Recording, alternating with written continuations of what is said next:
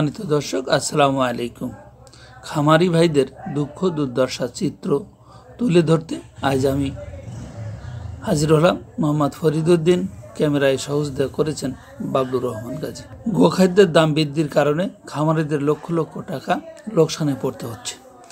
দুধের গাভীর দুধ উৎপাদন কমেছে, ষাঁড়ের ওজন কমেছে, তাই বিপাকে এখন গরু খামারিরা।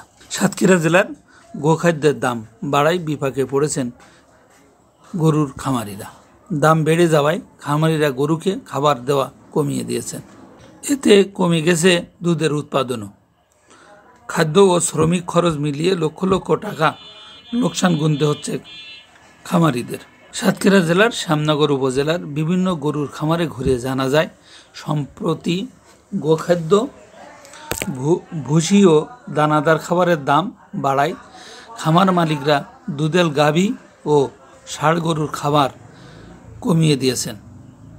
অনেক খামারি ভুসি ও দানাদার খাবারের পরিবর্তে শুকনো খড় ও ঘাস খাওয়াচ্ছেন। এতে গাভীগুলো দুধ দেওয়া কমিয়ে দিয়েছে। ষাঁড়ের গরুর ওজনও কমে যাচ্ছে। খাদ্যের দাম না কমালে গরু বিক্রি করার পরিকল্পনা করছেন অনেক। গোখাদ্যের দাম না কমালে কোনো কোনো খামারি আন্দোলনে নামার হুমকিও দিচ্ছেন।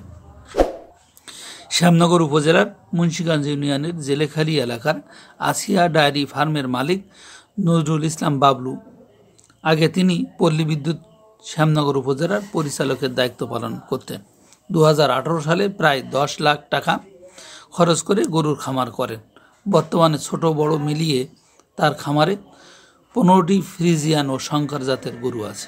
নজরুল ইসলাম বাবলু বলেন, গত বাজেটে সরকার বলেছিল গোখাদ্যের দাম বাড়বে না, কিন্তু বাজেটের পর থেকেই গোখাদ্যের দাম 8 বার বেড়েছে। বাড়তে বাড়তে তা বর্তমানে আকাশচুম্বী হয়ে দাঁড়িয়েছে। গত বছরের জুন মাসে ভুসির দাম ছিল 1290 টাকা। 11 মাসের ব্যবধানে হয়েছে 2150 টাকা। সিন্ডিকেটের কারণেই দফায় দফায় এভাবে দাম বাড়ছে, কিন্তু সরকার কোনো কিছুর দাম নিয়ন্ত্রণ করতে পারছে না। তিনি বলেন, যেহেতু দেশের সব কিছুর দাম বেড়েছে, সেই অনুযায়ী দুধ ও গরুর দাম সরকার নিয়ন্ত্রণ করে দাম বাড়িয়ে দেবে আশা করছি। যদি তা না করে তাহলে আমরা আন্দোলনে নামব। নজরুল ইসলাম আরও জানান, তার খামারে 15টি গরুর পিছনে দৈনিক খরচ হয় 5500 টাকা। এর মধ্যে 5টি গাভী দুধ দেয় 80 কেজির মতো। মিষ্টির দোকানে 55 থেকে 60 টাকা কেজি দরে বিক্রি করে আসে 4800 থেকে 5000 টাকা। এর মধ্যে শ্রমিক খরচ, চিকিৎসা খরচ, বিদ্যুৎ বিল দিয়ে 1 টাকাও থাকে না। দিন শেষে আবারও পকেট থেকে টাকা গুনতে হয়। ক্ষোভ প্রকাশ করে এই খামারি বলেন, যদি গোখাদ্যের দাম এভাবেই বাড়তেই থাকে, দিন দেনায় জর্জরিত হয়ে ক্ষোভ প্রকাশ করে এই খামারি বলেন, যদি গোখাদ্যের দাম এভাবেই বাড়তেই থাকে তাহলে দিন দেনায় জর্জরিত হয়ে এলাকা ছেড়ে পালাতে হবে। বউ বাচ্চা নিয়ে না খেয়ে মরা ছাড়া কোনো উপায় থাকবে না। ঈশ্বরীপুর এলাকার মায়ের দোয়া ফার্মের মালিক আলিম, তার খামারে বর্তমানে 11টি ষাঁড় গরু আছে। তিনি বলেন, সামনে কুরবানি ঈদ। আমার মতো অনেক ছোট ছোট খামারি আছেন যারা দৈনিক বাজার থেকে গোখাদ্য এনে গরু লালন পালন করেন। খাদ্যের দাম বাড়ায় তারাও বেশ বিপদে পড়েছে। ভুসি আগে 35 টাকা দরে কিনলেও এখন তা বেড়ে 60 টাকা হয়েছে। 1 মাসে ভুট্টার কেজি 25 টাকা থেকে বেড়ে 45 টাকা কেজি হয়েছে।